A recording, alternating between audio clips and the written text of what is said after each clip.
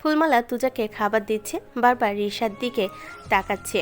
মেয়েটা কেমন ধরছে তুজাকে, ও কখনো গায়ে হাত দেয় না। আর এই মেয়েটা।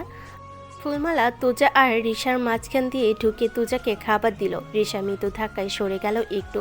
দিকে সামনে বসে দেখছে ফুলমালার কাণ্ড, মনে মনে বলল, অন্তত আমাদের বাড়ির ভোদাই দুটোর চাইতে ভালো।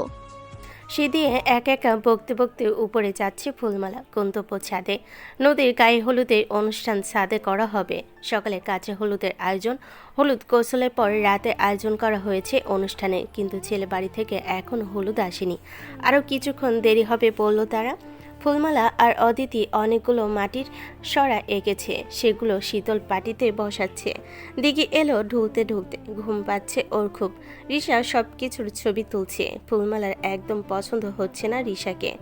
অদিতির কানে কানে বলল, হে মাইয়াডারে না আমার ভালো ঠায় না গো ভাবি, কেমন জানি হায়ে পড়া বেড়া মানুষের গায়ে হাত দিয়া কথা কয়। দেখছো দেখছো। তুজা ফুল দিয়ে স্টেজ সাজাতে সাহায্য করছে ডেকোরেশনের লোকেদের। রিশা সব জায়গা ছেড়ে তুজার পিছু পিছুই ঘুরছে। ফুলমালা অনেকক্ষণ সহ্য করলো, এবার আর সহ্য হলো না। রিশা তুজার গা ঘেঁষে দাঁড়িয়ে সেলফি নিচ্ছে। পাটিতে বসা থেকে সে উঠে গটগট করে হেঁটে গেল ফুলমালা তুজার সামনে। রাগে মুখশ্রী লাল হয়ে আছে তার, কপট রাগ দেখিয়ে বলল, তুজা ভাই, আপনি এইখানে করেন কি? হ্যাঁ, আয় নাইন আমার লগে কইতেছি। তুজা কিছু বলার সুযোগ না দিয়ে ফুলমালা তুজার হাত ধরে টানতে টানতে নিয়ে এলো। দিঘির সামনে দিয়ে টানতে টানতে নিয়ে গেল। দিঘি ওইদিকে একবার তাকে অদিতিকে চোখে ইশারা করলো সেদিকে দেখতে। অদিতি মুচকি হাসলো, কপট রাগ দেখিয়ে বলল, এমন ভোদাইয়ের মতো শুধু হাসবেই? দেখেছিলাম যখন যে বাপু এসে ভাইয়ার গা ঘেঁষছিল, কেমন অফ ফুলে টপ হয়ে এদিক ওদিক ঘুরে বেড়াতে। ফুলমালাকে দেখেও তো কিছু শিখতে পারো, তাই না? তুজাকে ফুলমালা টেনে নিয়ে যাওয়াই রিশার খুব রাগ হলো। দাঁত কিটমিট করে ওইদিকে এগিয়ে যেতে নিলে দিঘি বাহু টেনে ধরল। আরে আরে, কই যাও আপু? গার্লফ্রেন্ড বয়ফ্রেন্ড আলাদা টাইম স্পেন্ড করলে তাদের ডিস্টার্ব করাটা খুব বাজে দেখায় আপু। রিশা চোখ ছোট ছোট করে ঘাড় ঝাঁকিয়ে বলল, কি বললি? কে কার বয়ফ্রেন্ড আর কে বা কার গার্লফ্রেন্ড? দিঘি বোকা সাজার নাটক করেই বলল, ও মা, তুমি জানো না নাকি? দাদা ভাই আর ফুলমালা তো লিভ টুগেদার করছে। কি? হ্যাঁ। রিশা এক ঝটকায় দিঘির থেকে হাত ছাড়িয়ে নিয়ে বলল, আমাকে বোকা পেয়েছিস? আমি কিছু বুঝি না নাকি? গ্রামের ওসব হয় নাকি? ও মা, হবে না কেন? ওদের তো আরো ভালো করে হয়, তুমি জানো না তাই। ওরা আসলে লিভ টুগেদার বলে না, ওরা লিভ টুগেদারকে মন দেওয়া নেওয়া বলে। তুমি বিশ্বাস করছো না তো দাঁড়াও, আমি এক্ষুনি ফুলমালাকে ডেকে তোমাকে ক্লিয়ার করে দিচ্ছি। দিঘি নাটকীয় ভঙ্গিতে ফুলমালাকে ডাকতে লাগলো। ফুল, এই ফুল, এদিকে এদিকে এদিকে এসো। ফুলমালা মুখ ভার করে গটগট করে পা ফেলে দিঘির কাছে এগিয়ে এলো।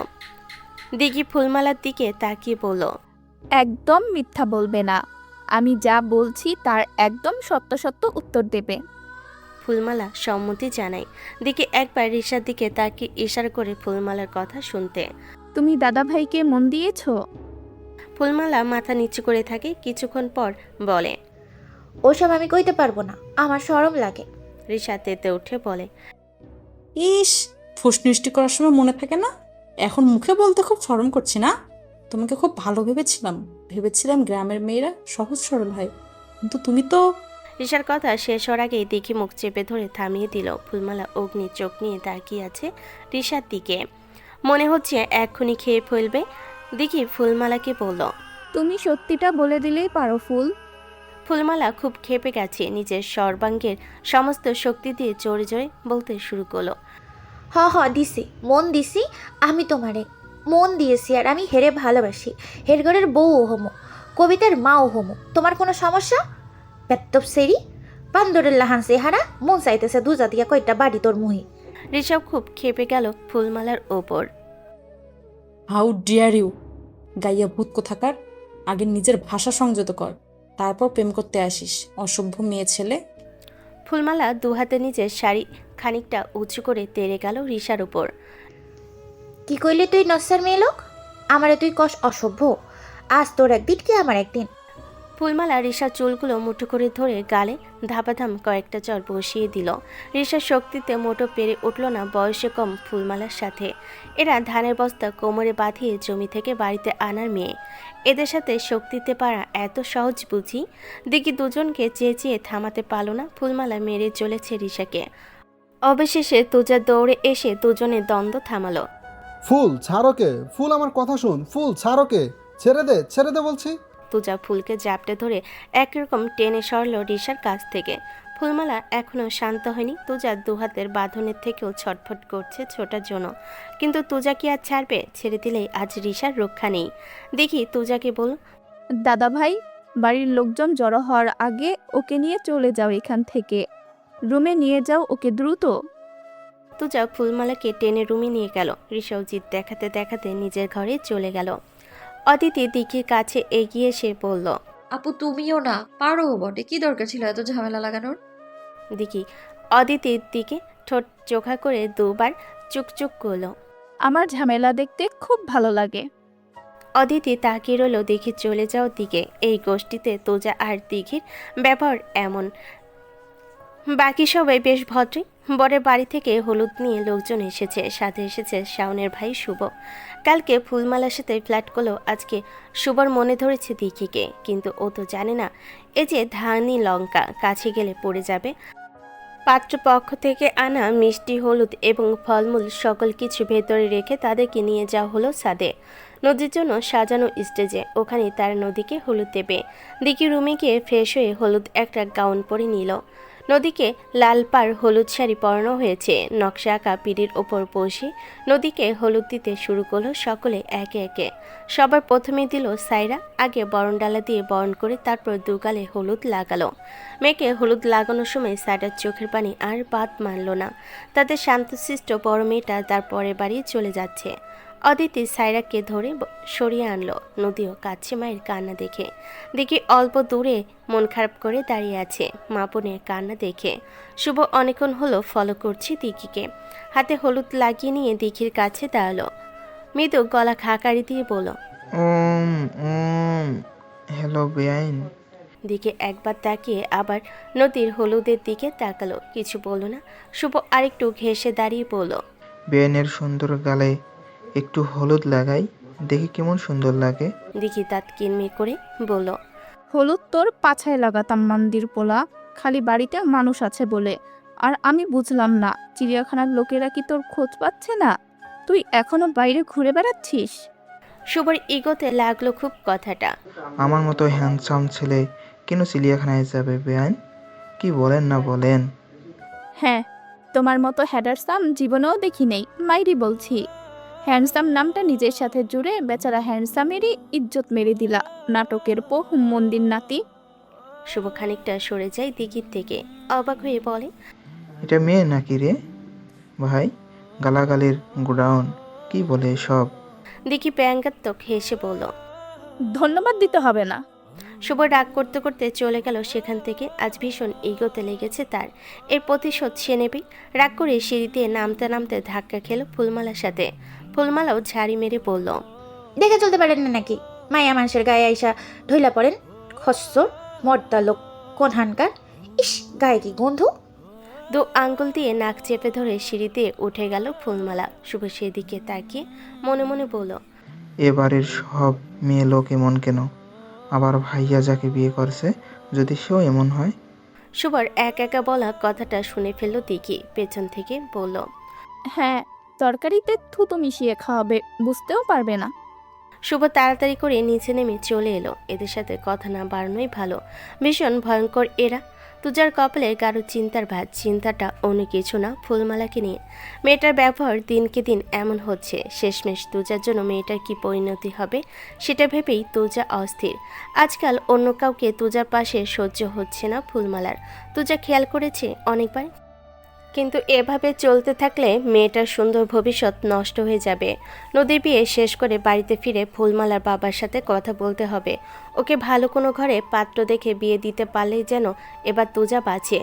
সকালের হলুদ মাখা শেষ হলে এখনও মেয়ের বাবাকে পাওয়া যায়নি হলুদ দেওয়ার জন্য। 2 নম্বরই করে ব্যবসা করতে গিয়ে সেখানে বহু টাকা লস খেয়েছে হাবিব। এখন হাসান চৌধুরীর কাছে চাওয়ার মতো মুখটাও তার নেই। উপায় না পেয়ে নিজের মেয়ের বিয়ের গহনা চুরি করে চামেলির ওপর দোষ দিতে গিয়েছিল, কিন্তু সাইফা তুজার চতুরতার কাছে সে হেরে গেছে। এ নিয়ে ওহাব চৌধুরী নানান কথা শোনায়, তাই সে কোথায় চলে গেছে এখনও তার হদিস মেলেনি। কিন্তু তাই বলে তো আর মেয়ের বিয়ে ফেলে রাখা যায় না। সেই চিন্তায় ওহাব চৌধুরী আর হাসান চৌধুরী নদীর বিয়ের কোনো কার্যক্রম এখনও বাদ রাখেনি। নদীর হলুদ দেওয়া শেষ, এখন গোসল হবে। শাওনের মা নদীর মাকে বলল। বেয়ান, আর কারো বাকি নেই তো হলুদ দেওয়ার? ঠিক তখনই পেছন থেকে ভেসে এলো এক পুরুষালী কণ্ঠস্বর। আছে। সবাই পিছনের দিকে তাকালো, সাথে সাথে নদীর চোখ তো কপালে উঠে গেল। আঞ্জুমান অস্পষ্ট স্বরে উচ্চারণ করল, তুমুল। তুমুলের আগমন আর কেউ খুশি না হলো, শাওনের মা বেশ খুশি হলো, সাথে শাওনের বোনও। আজ তো ভদ্রমহিলা বিয়ে পাকা করে তবেই যাবে। তুমুলের মুখে হাসি রেখা টেনে এগিয়ে এলো নদীর কাছে। তুমুলকে দেখে নদী আরও আবেগে আপ্লুত হয়ে বলল, চোখে পানি এবার আর বাদ মানছে না যেন নিজের স্বামীর সামনে থাকতে অন্য ছেলে নামে হলুদ পড়ার মতো দুর্ভাগ্য কারণ না হোক, মনে মনে প্রার্থনা করছে। সারা এতক্ষণ খুব কাঁদছিল, কিন্তু যেই তুমুলকে দেখলো তার কানারত মুখশ্রী বদলে গিয়ে রাগে পরিণত হলো। শাড়ি কুচি ধরে এগিয়ে গেল তুমুলের সামনে, দাঁতে দাঁত পিষে বিড়বিড় করে বলল, এই অভদ্র ছেলে, তুমি এখানে কেন এসেছো? তোমার কি লজ্জাবোধ নেই নাকি? বোঝা যে তোমাকে আমরা পছন্দ করি না, তারপরও এই বাড়িতে কেন আসো বারবার? তুমুলের হাসি আরও প্রশস্ত হলো, দাঁত কেলিয়ে হেসে বলল, সেই প্রশ্নের উত্তরটা আজ নয়, কাল দেবো শাশুড়ি মা। আপাতত সামনে যেতে দিন, আমার বউকে হলুদ দিতে দিন। সাইরা কিছু বলার আগে শাওনের মা এসে বগল দাবা করে সামনে নিয়ে গেল তুমুলকে, সামনে টেনে নিয়ে গিয়ে বলল, আরে বাবা, এসো এসো, তুমি হলুদ দেবে না? তাড়াতাড়ি এসো। নদী পিড়িতে হাঁটু মুড়ে বসে আছে, চোখ দুটো ভাসছে পানিতে। তুমুলের সামনে বসালো, হাত দিয়ে সরা থেকে হলুদ তুলে নিয়ে নদীর গালে স্পর্শ করতেই নদীর মুখে হাসি ফুটল। তুমুল নদীর গালে ছোয়ানো হাতটা এনে চুমু খেলো। শাওনের মা হেসে আঞ্জুমানকে বলল, ছেলেটা বেশ লক্ষ্মী, তাই না? আঞ্জুমান সৌজন্যমূলক হেসে ঘাড় কাত করলো। তার মনের ভিতর নানা সংশয় চিন্তা, এ ছেলে আবার কোনো রকম বিয়ে ভাঙার মতলব নিয়ে ঘুরছে না তো? নদীর বিয়ের কথা চলছে পর থেকে এই ছেলের আসা যাওয়া লেগে আছে। আঞ্জুমান মনে মনে ভাবল, কথা বলতে হবে ওর সাথে। হলুদ শেষে গোসল করিয়ে নদীকে নিচে আনা হলো। পার্লারে মেয়ের আসবে একটু পর নদীকে সাজাতে। দেখি সোফায় বসে বসে হাই তুলছে। কি বালের বিয়ে, কিচ্ছু ইন্টারেস্টিং লাগছে না। ধুর, এর চেয়ে সিরিয়ালের নায়ক নায়িকার বিয়ে হলেও বেশি এক্সাইটেড থাকি। ফুলমালা এসে দিঘির পাশে বসলো। দিঘি ফুলমালার কাঁধে মাথা নামিয়ে চোখ বুজে বলল, হ্যাঁ রে ফুল, দাদা ভাইয়ের কাছে কেউ আসলে তোর খুব জ্বলে না রে? ফুলমালা কপাল কুঁচকে বলল, হ্যাঁ আপা, মেলা জলে। আর খালি জলে নাকি, মনে হয় কাঁচা সাবাইয়া খাই। দিঘি হাতে তালি দিয়ে উঠে বসলো। এক্স্যাক্টলি। দিঘির এমন কাণ্ডে চমকে ওঠে ফুলমালা, বুকে থুতু নিয়ে দিঘির দিকে তাকায়। দিঘি ফুলমালার গলা জড়িয়ে ধরে বলল, আচ্ছা, কেউ যদি তোর গা ঘেঁষে তাহলে কেমন লাগবে? বা দাদা ভাই যদি অন্য কারো সাথে?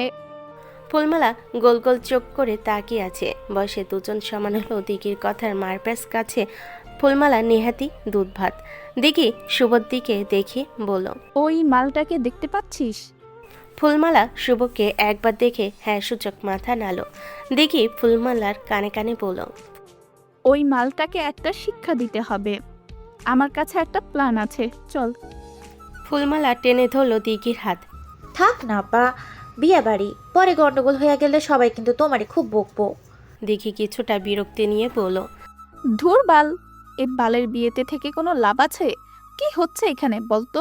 মনে হচ্ছে মরা বাড়িতে বসে আছি, কিছু ইন্টারেস্টিং করতে হবে তো। ফুলমালা সোফায় গেড়ে বসে বলল, তাহলে আমার একখান শর্ত আছে, যদি তুমি রাজি থাকো তাহলে তোমার সাথে আছি।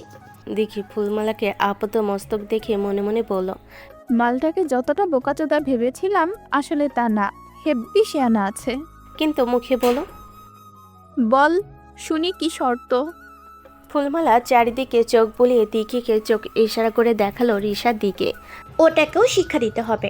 দিঘি অবাক হওয়ার চোখ বড় বড় করে বলো, হ্যাঁ, তো দিয়ে দেব, এতে এত ঢং করে বলার কি আছে? না, তোমার আবার বোন হয় তো, তাই বললাম আর কি। তাতে কোন বাল ছেড়ে গেছে? এরকম চরিত্রহীন মেয়েকে টাইট দিতে আমার একবারও ভাবতে হবে না সম্পর্কের ব্যাপারে, সে বোনই হোক আর যে বালি হোক। ফুলমালাকে নিয়ে যেতে যেতে দিঘি বলল। আগে বল, বাজে চা বানাতে পারিস? ফুলমালা খুশি মুখে বলল, না পা, আমি মেলা ভালো চা বানাই। তাইলে তোরে দিয়ে হবে না, তুই দাঁড়িয়ে থাক, আমি বানাচ্ছি। দিঘি কয়েক মুঠো কাঁচামরিচ ব্লেন্ড করে সেটাকে রস করে ছেঁকে নিল, হাতে গ্লাভস পরে, তারপর সেটা দিয়ে চা বানালো। ফুলমালা বড় বড় চোখ করে তাকিয়ে আছে। দেখি চিন্তাভাবনা যে এত ভয়ানক তা কল্পনা করেনি। চাটা ফুলমালার হাতে দিয়ে বলল, যা, চাটা ওই নমুনাটাকে দে। তুমি গিয়ে দাও না। ওরে ভোম্বল, আমি গেলে সন্দেহ করবে, তুই যা। ফুলমালা চায়ের কাপটা হাতে নিয়ে গিয়ে শুভর দিকে দিল। শুভ ফোনে কথা বলছিল। ফুলমালাকে দেখে ফোনটা কান থেকে নামিয়ে এক গাল পিটলে হাসলো। আরে বেআইন নাকি? চা নিয়ে যাচ্ছেন? তা কার জন্য নিয়ে যাচ্ছেন? ফুলমালা অল্প হেসে বলল, আপনি খাবেন? শুভ ফ্ল্যাট করে বলল, বিয়ানের মিষ্টি, হাতের মিষ্টি চা না খেয়ে থাকা যায় নাকি? দিন দিন। শুভ চায়ের কাপটা হাতে নেওয়ার সাথে সাথে সিঁড়িতে নেমে এলো তুজা। অগ্নি চোখে তাকিয়ে আছে ফুলমালার দিকে। ফুলমালার দিকে চোখ গরম করে বলল, কি হচ্ছে এখানে? শুভ হেসে তুজাকে বলল, আরে ভাইজান দেখুন, সুন্দরী বিয়ান আমাকে মিষ্টি করে চা বানিয়ে নিয়ে মিষ্টি করে হেসে দিল। আহা, কি সুন্দর, কি সুন্দর। তুজা ফুলমালার হাত মুঠো করে ধরল, দাঁতে দাঁত পিষে বলল, চল ওদিকে চল। ফুলমালা বড় বড় চোখ করে তাকালো শুভর দিকে। এভাবে যদি তুজা ওকে নিয়ে যায় তাহলে তো দিঘির প্ল্যানটা পুরো হবে না। ফুলমালা কিছু বলার আগে তুজা হুড়হুড় করে টানতে টানতে নিয়ে গেল ফুলমালাকে। ফুলমালা যাওয়ার পরে শুভ চাটা মুখে দিতে থুথু করে ফেলে দিয়ে চিৎকার করে উঠল, কি ঝাল, কি ঝাল, ঠোঁট পড়ছে, জিভ পড়ছে যেন। ডাইনিং থেকে একটা পানির বোতল নিয়ে দৌড়ে গেল বাড়ির বাইরে। ঢকঢক করে পানি গিলে তারপর মুখে ঢালতে লাগলো। মাথা উঁচু করতে দেখলো সামনের দিকে দিঘি দাঁড়িয়ে আছে বুকে হাত গুজে। শোন মান্দির ছাওয়াল, এবারের মতো ছেড়ে দিলাম হালকাতেই। পরের বার আমার সাথে লাগতে এলে পাছায় বাঁশ ঢুকিয়ে হাতে হারিকেন ধরিয়ে মাঝ রাস্তায় দাঁড় করিয়ে দিব, হনুমান কোথাকার। দিঘি বাড়ির ভিতর চলে গেল। এবার একটু শান্তি লাগছে। এখন রিশার পালা, কিন্তু ফুলমালাকে তো কোথাও দেখা যাচ্ছে না। অদিতি রুমে হলুদ শাড়ি পরে রেডি হচ্ছে। গোলাপি পাড়ের হলুদ শাড়ির সাথে পিঙ্ক কালার ব্লাউজ, আঁচল ছেড়ে রেখেছে শাড়ির। খোপায় কাঁচা গাঁদা ফুলের একটা মালা জড়ানো। মুখে কোনো মেকআপের প্রলেপ নেই। অল্প করে কাজল, আইলাইনার এবং ঠোঁটে লিপস্টিক লাগানো। গলায় চিকন একটা হার, কানে স্বাভাবিক দুটো সোনার দুল। মোটা রুলি দুটো হাতে পড়তে গিয়ে খেয়াল করলো সাহেব দরজায় হেলান দিয়ে একমনে দেখে যাচ্ছে অদিতিকে। দুহাত পকেটে গুজে দরজায় হেলান দিয়ে তাকিয়ে আছে ড্রেসিং টেবিলের দিকে। চোখে অদ্ভুত এক নেশা। অদিতি মৃদু হেসে চোখ নামিয়ে নিল। চুড়িদুটো হাতে পড়ে পিছন ফিরতে দেখলো সাহেব ওর একদম গা ঘেঁষে দাঁড়িয়ে আছে। অদিতি ভুরকুচকে বলল, বাড়ির সব পুরুষরা হলুদ পাঞ্জাবি পরেছে, আপনি কালো শার্ট পরে কেন দাঁড়িয়ে আছেন? সাহেব অদিতির কথাই উত্তর দিল না। কপালের সামনে আসা এলোমেলো চুলগুলো দুহাতে গুছিয়ে কানের পিঠে গুজে দিয়ে বলল, এমন সৌন্দর্য ছাড়িও না বন্দিনী, খাঁচার ভিতর আঙুল লেগে যাবে যে। অদিতি সাইফের শার্টের কলার ঠিক করে দিয়ে লাজুক কণ্ঠে বলল, আপনি সেই খাঁচা যেখানে আমি স্বেচ্ছায় বন্দি। সাইফ আলতো করে চুমু এঁকে দিল অদিতির কপালে। তুজার শক্ত পুরুষালী হাতে পিষে যাচ্ছে ফুলমালার নরম তুলতুলে হাত। নিজের সর্বশক্তি দিয়ে আঙ্গুল গেড়ে দিয়েছে মেয়েটার ছোট্ট হাতে। অপরাধ শুভকে কেন হেসে সে চা দিতে গেল? এত দরদ কিসে তার শুভর প্রতি? শুভর চরিত্র মোটেও ভালো না। বিষয়টা এমন না যে ফুলমালার উপর তার কোনো অনুভূতি কাজ করে। আসলে শুভর চরিত্র ভালো না। ফুলমালার মতো সচ্ছল একটা মেয়ে ওর পাল্লায় পড়লে সর্বনাশ। তাই জন্যই তুজা বলছে, কিন্তু ফুলমালার মন ভাবছে অন্য। হাতে ব্যথায় তোর আঘাতের চেয়েও সে সুখ খুঁজে পাচ্ছে। তার ভাবনায় তুজা হয়তো শুভর সাথে কথা বলে হিংসা করছে। আসলে তুজার ভিতরে এমন কোনো অনুভূতি কাজ করে না, কেবল ফুলমালাকে নিরাপদ রাখতে এই পদক্ষেপ নেওয়া। কিন্তু বোকা কিশোরী যে ভুলভাল ভেবে বসেছে, তার কি হবে এবার? এদিকে দিঘি সারা বাড়ি খুঁজে মরছে ফুলমালাকে। রিশা হলুদ একটা ওয়ান পিস পরে বেলকনিতে দাঁড়িয়ে মোবাইল চাপছে। দেখি আলগোছে গিয়ে পাশে দাঁড়ালো, মৃদু গলা খাকারি দিয়ে বলল, রিশা আপু, দাদা ভাইয়ের মন জয় করার একটা টিপস বলবো? রিশা চোখ পাকিয়ে তাকালো দিঘির দিকে। তুই একদম নাটক কম কর। যখন ওই মেয়েটা আমার সাথে মিসবিহেভ করেছিল, তুই একবারও আমার হয়ে কথা বলেছিস ওই গায়ের খ্যাত মেয়েটার সাথে? তোর সাথে আমার কোনো কথা নেই। লাগবে না তোর টিপস, আর লাগবে না তোর দাদা ভাইকে। সর যা এখান থেকে। আরে শোনো, আমি তোমাকে বলছি দাদা ভাই কি পছন্দ করে।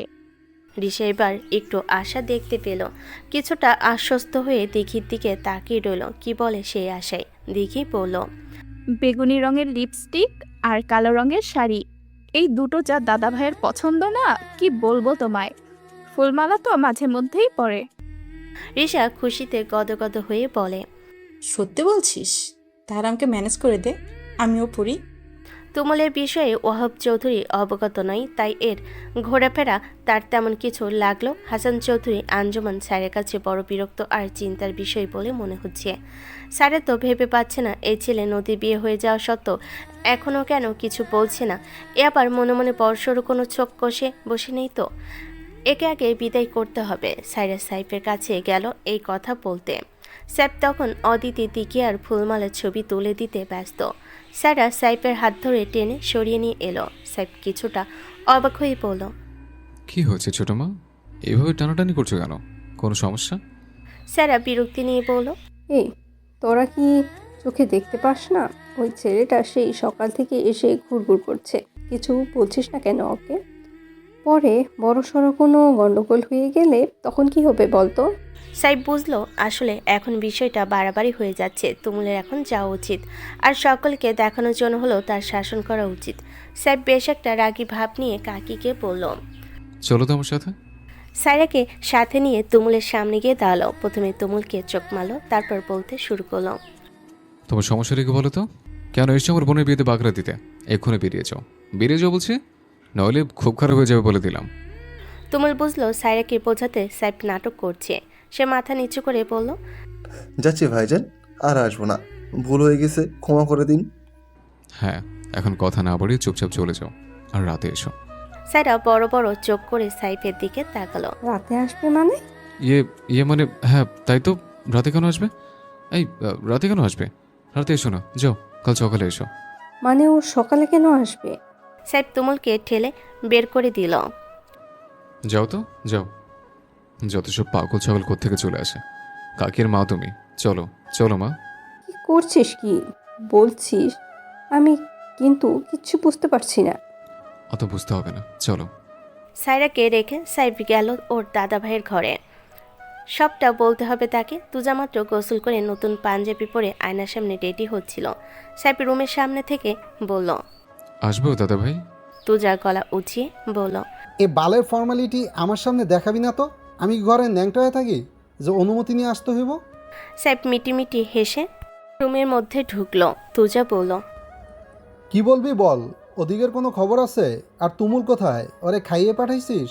সাইফ বিছানায় গা এলিয়ে দিয়ে বলল, আপাতত ছোট কাকির ধাওয়া খেয়েছে, আরেকটু হলে বাড়ির সকলে ধাওয়া খেত, তাই আগে পাখি তাড়িয়ে দিয়েছে। তুজা কিছু বলবে এমন সময় দরজায় কেউ টোকা দিল। তুজা বিরক্তি নিয়ে বলল, দরজা খোলা দেখো, বালগুলা টোকাটুকি করে কেন? এদের সমস্যা কি? এ কে তুই? ভিতরে আয়। রিশা ভেতরে ঢুকতেই সাইফ এক চিৎকার দিয়ে খাট থেকে উঠে বসলো। তুজা পিছন দিকে ঘুরে চুল আশ্রাচ্ছিল, বিদায় দেখেনি। সাইফের চিৎকার শুনে পিছনে ঘুরে সে নিজেও চিৎকার করে উঠল। কালো কাতান পরে চুল খুলে চোখে মোটা করে কাজল আর বেগুনি লিপস্টিক পরে দাঁড়িয়ে আছে রিশা। সাইফ নিজের বুকে থুতু নিয়ে বিছানার ওই পাশে চলে গেল। তুজা মাথায় হাত দিয়ে বলল, লাংচুন্নি কামটা করছে কি? ওই শালি দিনে দুপুরে ডট দেখায় মারবি? রিশা হেসে কিছু বলতে নিবে, তার আগে সাইফ বলে উঠল। রিশা প্রথমে ভাবলো ওরা শয়তানি করছে, আরও খিলখিল করে হেসে উঠল। তুজা ফুলদানিটা নিয়ে এগিয়ে গেল ওর মাথায় মারার জন্য। শালির ঘরে শালি, আস্তরে খাইছি। আমার ভূত সেই যা ডট দেখানো, আস্তর জন্মের শিক্ষা দিমু। রিশা তুজার হাত থেকে বাঁচতে দিল এক দৌড়, কিন্তু শাড়ি পরে কি আর সিঁড়ি দৌড়ানো যায়? শাড়িতে লেগে উল্টে পড়ল সিঁড়িতে। তুজা ওকে পড়তে দেখে ফিরে গেল। সাইফও চলে গেল ওখান থেকে, নয়তো পড়ার দায় নিতে হবে। ঈশাকে উল্টে পড়তে দেখে সকলে জড়ো হলো সেখানে। ভালো রকম ব্যথা পেয়েছে সবাই। ওর এমন অদ্ভুত সাজ দেখে অবাক হলো। দিঘি আর ফুলমালা হেসে কুটুকুটি হচ্ছে। সাইফ হেসে তুজাকে বলল। এই মেয়ে কি পাগল নাকি? তুজা কুটিল হাসলো। মেয়ে ঠিকই আছে। চোখ ইশারা করে দেখালো দিঘিকে। এই কাজ আমার জাউরা বোন ছাড়া কারণ না। সারাদিনের অনুষ্ঠান শেষ করে অদিতি বড্ড ক্লান্ত। জামা কাপড় পাল্টে ফ্রেশ হয়ে নিল। ঘাড়ের ব্যথাটা টনটন করছে। খাটে বসে খাটের স্ট্যান্ডে হেলান দিয়ে চোখ বুঝল। সাইফের আসার খবর নেই। রাত 12টার কাটা পেরিয়ে একটাই ছুটতে চলল। বসে থাকতে থাকতে ঘুমিয়ে ভর করলো অদিতির 2 চোখে। ওভাবে ঘুমিয়ে পড়ল। সাইফ ঘরে আসলো রাত 3টায়। রুমে ঢুকে দেখলো তার প্রিয় স্ত্রী মুখশ্রী কি সুন্দর খাটের সাথে হেলান দিয়ে চোখ বন্ধ করে ঘুমিয়ে আছে। এ মেয়েটা ঘুমালেও কত সুন্দর লাগে। সাইফ এগিয়ে যায়, অদিতির পাশে বসে। চোখে মুখে উড়ে আসা চুলগুলো কানের পিঠে গুজে দিয়ে ঘুমন্ত স্ত্রীর কপালে চুমু খেলো। কপালে শীতল স্পর্শ পেয়ে অদিতি একটু একটু করে চোখ খুলল। চোখ খুলে দেখে সাইফ হাস্যজ্জ্বল মুখে তার সামনে বসে, কিন্তু অদিতির মুখে হাসি নেই।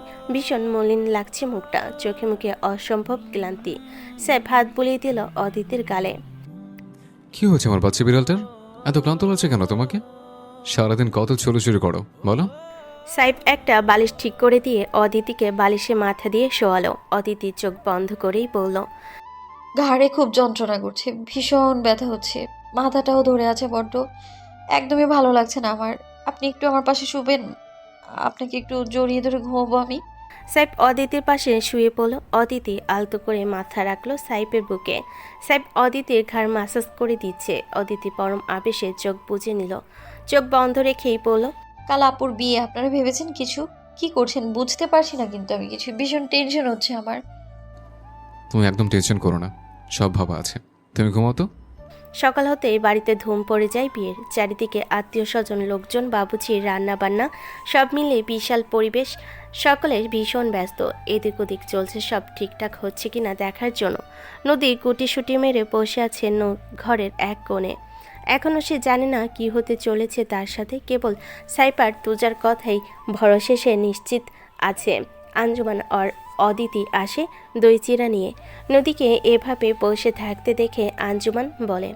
কিরে, মুখ ভার করে বসে আছিস কেন? একটু পর তোর বিয়ে। শোন, বিয়ে হওয়া পর্যন্ত কিছুই খেতে পারবি না। এখন এটা খেয়ে নে মা, তারপর পার্লারের লোকজন আসবে সাজাতে। আঞ্জুমান অদিতির হাতে দই চিড়ের বাটি দিয়ে ঘর থেকে বেরিয়ে গেল। অদিতিকে বলে গেল খাইয়ে দিতে নদীকে। বেলা 10টা বাজে। পার্লারের লোক এলো। নদীকে তারা রুমের মধ্যে সাজাচ্ছে। তুজার সাইফ কোথাও একটা গেছে। অদিতি রুমের মধ্যে পায়চারি করছে। কি হবে ভেবে পাচ্ছে না। একটু পরে বরযাত্রীরা সব চলে আসবে, কিন্তু তুজার সাইফ এখনও নিরুদ্বেগ। ফুলমালা সেজেগুজে ফুলটুসি হয়ে ঘুরছে, কিন্তু তার নাগরকে খুঁজে পাচ্ছে না দেখানোর জন্য। মুখ ভার করে গেল দিঘির কাছে। দেখে এখন উল্টে ঘুমাচ্ছে। বেলা বাজে 10টা, এখনও ওঠার নাম নেই। ফুলমালা গিয়ে টেনে তুলল দিঘিকে। দিঘি উঠে আড়মোড়া ভেঙে উঠে বলল। আরে বাহ, তোকে তো খুব সুন্দর লাগছে। বেশ সুন্দর করে সেজেছিস তো। ফুলমালা লজ্জা মিশ্রিত কণ্ঠে বলল। জানো আপা কাল কি হয়েছে? দিঘি স্মিত হেসে বলল। আচ্ছা বল শুনি, কি হয়েছে? ওই খসর ব্যাটারে চা বানায় দেওয়ার জন্য তুজা ভাই আমার সাথে সেই রকমের ডাক। এর মনে হয় হিংসা হইতেছিল, তাই না আপা? দিঘি ভুরু গুটিয়ে কিছু ভাবলো, তারপর বলল। হতেই পারে। আচ্ছা, তার মানে দাদা ভাইও তোকে পছন্দ করে? বাহ, তাহলে আপুর পরে কিন্তু তোদের পালা। ফুলমালা লজ্জায় লাল হয়ে গেল। সত্যি তার পছন্দের মানুষের সাথে তার বিয়ে হবে, এই ঘরের বউ হবে সে। ভাবতে কেমন খুশিতে মনটা ভরে যাচ্ছে। দিঘি উঠে গেল ফ্রেশ হতে। বরযাত্রীর জন্য সকল কিছু রেডি করা হয়ে গেছে। এই এলো বলে নদীকে রেডি করে বসিয়ে রেখেছে। সাইফ আর তুজা বাড়িতে ফিরল। দুই ভাই এক রঙের পাঞ্জাবি পরেছে। সাইফ দুটো লাল রঙের জারবেরা নিয়ে ঘরে ঢুকলো। অদিতি আয়নার সামনে মুখ ভার করে বসে আছে। সাইফ গিয়ে পেছন থেকে জড়িয়ে ধরতে অদিতি পেছনে ফিরল। অদিতি কিছু বলার আগে সাইফ ফুল দুটো অদিতির সামনে ধরল। অদিতি অল্প একটু হাসলো, ফুলগুলো হাতে নিয়ে বলল। সবকিছু ঠিক আছে তো? সাইফ অদিতিকে আয়নার দিকে ঘুরিয়ে দিল।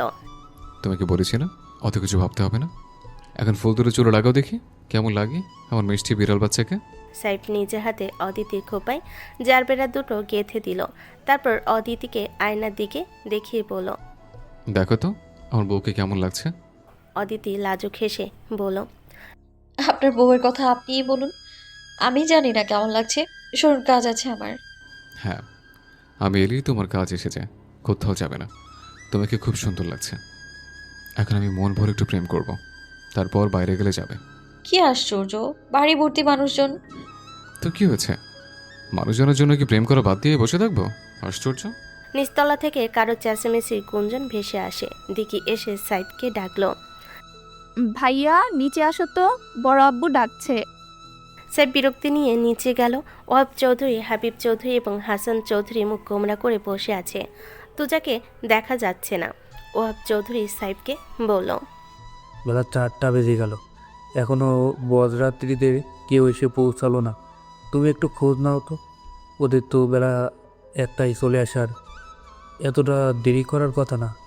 চৌধুরী বাড়ির আনাচে কানাচে পরিপূর্ণ লোকজনে, আত্মীয় স্বজনেরা, অতিথিতে দুপুর গড়িয়ে বিকেল হয়েছে। একটু পর আসরে আজান পড়বে। নদীর ঠায় বসে আছে ঘরের কোণে। এখনও বরপক্ষ থেকে কেউ আসেনি। সাইফ আর তুজাকে পাঠানো হয়েছে সামনের বাড়ির উদ্দেশ্যে। হাসান চৌধুরী মাথা নিচু হয়ে যাচ্ছে অতিথিদের সামনে। সকল অতিথিদের মুখে চাপা গুঞ্জন, বর কেন আসেনি এখনো। ওয়াহাব চৌধুরী থ মেরে বসে আছে। হাবিব চৌধুরীর মুখে কোনো কথা নেই। সায়রা পারে না কেঁদে দিতে। দিঘির কোনো ভাবান্তর নেই। সিঁড়িকোণে একটা চেয়ারে বসে মোবাইলে দিব্যি গেম খেলছে। পাশে অস্থির হয়ে পায়চারি করছে ফুলমালা। দিঘিকে নিরুদ্যোগভাবে মোবাইল চাপতে দেখে বিরক্ত হয়ে বলল। আচ্ছা পা, তুমি কেমন মানুষ কও তো? তোমার বড় বোনটা এখনো বর আইতেছে না, যদি বিয়ে ভেঙে যায় তোমার একটু টেনশন হইতেছে না? দিঘি মোবাইল চাপতে চাপতে বলল। টেনশন করলে মানুষ বেশি দিন বাঁচে না রে। আমার মেলা দিন বাঁচতে হইব, আমার শত্রুদের পিছনে বাঁশ দেওয়ার জন্য হলেও। ফুলমালা ভেবে পায় না দিঘির এমন ব্যবহারের কারণ। এই মেয়েটা সবসময় এমন চ্যাটাং চ্যাটাং কথা বলে। সিরিয়াস মুহূর্ত নিজেকে দিব্যি স্বাভাবিক থাকে। বুঝে না এই মেয়েটার ভাবগতি। ফুলমালা বাবার বলা একটা কথা মনে পড়ে যায়, যারা সিরিয়াস মুহূর্তে স্বাভাবিক থাকতে পারে তারা হলো ঠান্ডা মাথার খুনি। গগন কাঁপিয়ে একটা বাজ পড়ল ধরিত্রী বুকে। অমনি ঝমঝম করে বৃষ্টি পড়া শুরু হয়ে গেল। মুষলধারে বৃষ্টি হচ্ছে বাইরে। বাড়ির ভিতরে মানুষের মুখের কথা মনে হচ্ছে না এটা বিয়ে বাড়ি। নিস্তব্ধ হয়ে গেছে চারিদিকের মানুষ। এমন সময় ঝড় বৃষ্টি মাথায় করে বাড়িতে প্রবেশ করলো সাইফ সাথে কাজী নিয়ে। কাজীকে সাথে আসতে দেখে সকলের মনে একটু হলো আশালো ফুটলো। আঞ্জুমান দ্রুত এগিয়ে গেল সাইফের কাছে। কি রে বাবা, শাওন এসেছে, পেয়েছিস ওদের? সাইফানজামান কিছু বলল না, সোজা গিয়ে বসে পড়ল ওয়াহাব চৌধুরীর সামনে হাঁটু মুড়ে। আচ্ছা বড় আব্বু, বলো তো তুমি আমাকে বা দাদাভাইকে ভরসা করো না? তোকে করি, কিন্তু ওই জঙ্গলটাকে করি না। চুলের পানি ছাড়তে ছাড়তে বাড়িতে প্রবেশ করলো তুজা। এই বাড়ির মানুষ যে আমারে বাল দিয়েও গুনে না তা আমি জানি, কিন্তু সব বাল ফালানোর সময় আমারই দরকার হয়। হাবিব চৌধুরীর দিকে তাকিয়ে বলল। তোমার বালের জামাই আরেক মায়া নিয়ে ভাগছে, হেরা ঠিক করছিলাম মায়ের জামাই বানানোর জন্য। 2 মিনিট চুপ করে থেকে তুজা আবার বলতে শুরু করলো। এমনিতেই মেয়া বিবাহিত, তারপর আবার এক লম্পটের সাথে করছে বিয়া ঠিক। চোদানির পো মুন্ডায় চাইতেছে ওই হোমন্দির লগে তোমারও একটা মাইয়া দিয়া ভাগাই দেই। ওয়াহাব চৌধুরী কিছু বুঝতে পারছে না। নদী বিবাহিত মানে? তুজাকে বলল। কে বিবাহিত? তুমি। ওই কাজী বিয়া পড়ানো শুরু করো। কাজীকে ওরা বুঝিয়ে পড়িয়ে এনেছে। কাজী নিচের আনা মোটা খাতাটা খুলে কী সব লিখলো। তারপর নদীকে ডাকা হলো। নদীকে সামনে বসিয়ে বলতে শুরু করলো। রাজশাহী সদর নিবাসী মরুম তারেক জোয়াদারের একমাত্র পুত্র তমুল জোয়াদারকে 5,00,000 টাকা দেনমোহ ধার্য করিয়া তাহা নগদ বুঝিয়া লইয়া আপনি কি বিবাহ করিতে রাজি? রাজি থাকলে বলুন কবুল। নদী ঘোমটা আড়াল থেকে আর চোখে একবার তুজার দিকে তাকালো। তুজার চোখ দিয়ে আশ্বস্ত করলো। নদী অবলম্বে বলে ফেলল, আলহামদুলিল্লাহ কবুল। হাবিব চৌধুরী গর্জে উঠল। অসভ্য, এ কোনোদিনও হতে পারে না, কিছুতেই হতে পারে না ওই চরিত্রহীনটার সাথে। হাবিবের কথা শেষ হওয়ার আগে মুখের ওপর তুজা বলল। ও স্যাটের কথা কইও না কাকা, এই বয়সে তোমার চরিত্রটাও সেইরকম ভালো না। আমার মুখ খুলায়ও না, ভালোই ভালোই বিয়েটা হয়েছে, এখন চুপ যাও। হাসান চৌধুরী সোফায় মাথায় হাত দিয়ে বসে বলল। ছি ছি, লোকজন আমাকে কি বলছে? তুজা তুমুলকে হাত ধরে টেনে এনে নদীর পাশে বসালো। তুমুলকে দেখে যেন আরো জ্বলে উঠল বাড়ির লোক। হাবিব চৌধুরী তুজার উপর খেপে গিয়ে বলল, নিজের তো মান সম্মানের ভয় নেই, তাই বলে আমার মেয়ের সাথে তুমি এমন করতে পারো না। তুমি জানো লোকজন কি বলবে? লোকে আর কি বাল বলবে? এখন শোকে দুঃখে আমি মরে যাব, লোকের কথা ভেবে কোনো পদক্ষেপ নেব না। আর লোকে আমার 40-এ এসে বলবে আরেক চামচ বিরিয়ানি দিয়েন, দই লবণ কম হইছে। মাইন্সের কথা তো কানে নেওয়ার কি আছে? সেই মুহূর্তে পা খুঁড়াতে খুঁড়াতে প্রবেশ করলো শাওন। কপালে রক্ত জমে আছে খানিক জায়গা, চোখে মুখে কালি। সকলে হাঁ করে তাকিয়ে রইল শাওনের এমন অনাকাঙ্ক্ষিত আগমনে। নদী তুমুলের বাহু শক্ত করে চেপে ধরল। শাওন ভিতরে এসে হাসান চৌধুরীর সামনে দাঁড়িয়ে বলল, আসার সময় আমাদের গাড়িটা ডাকাতের কবলে পড়ল আঙ্কেল, তাই। ওহাব চৌধুরী বললেন, বিয়ের গাড়িতে কে ডাকাতি করে? মস্করা পেয়েছো? কি ডাকাতি হয়েছে তোমাদের? শাওন মুখ কালো করে বলল, কিছুই ডাকাতি করেনি আঙ্কেল, শুধু গাড়ি সহ আমাদের আটকে রেখেছিল, একটু আগেই ছাড়লো। বাবা মা। শাওনের কথা শেষ করার আগেই দিকে হাতে তালি দিয়ে বলল, আরে বাস, এমন বিরল ডাকাতির কথা বাপের জন্মে প্রথম শুনলাম। তারপর কি হলো? ডাকাতদের জামা কাপড় ধোয়ালো আপনাদের দিয়ে? অদিতি চুপ করালো দিঘিকে। ফুলমালা ঠোঁট টিপে হাসে। শাওন তাড়া দিয়ে বলল, কাজী সাহেব, বিয়ে পড়ানো শুরু করুন, আমি আমার বউ নিয়ে যাই। তুজা দাঁতে দাঁত পিষে বলল, বউ তোমার পেছন দেওয়া ভৈরা দিম হয়ে শালা। আমার বোনের বিয়ে হয়ে গেছে, এখন এসো নাটক মারাতে? তোরে গুলশান 4 রাস্তার মোড়ে দাঁড়া করে দিয়ে আসমু, সুগার মাম্মির আইসা নিয়ে যাইব। এর মধ্যে বাড়িতে প্রবেশ করলো শাওনের মা বাবা আর ভাই। সব ঘটনা শুনে তার অবাক হাসান চৌধুরীকে তাচ্ছিলের স্বরে বলল, দেরিতে আসার কারণে যে মেয়ে আরেক জায়গায় বিয়ে দিয়ে দেওয়া হয় প্রথম দেখলাম ভাই সাহেব। আমার তো মনে হচ্ছে সব আপনাদের পূর্ব পরিকল্পনা কৃত ছিল, নইলে এত তাড়াতাড়ি পাত্র ম্যানেজ হলো কি করে? ও মা, পাত্র দেখি ওই ছেলেটা কদিন হলো ঘুরঘুর করছিল।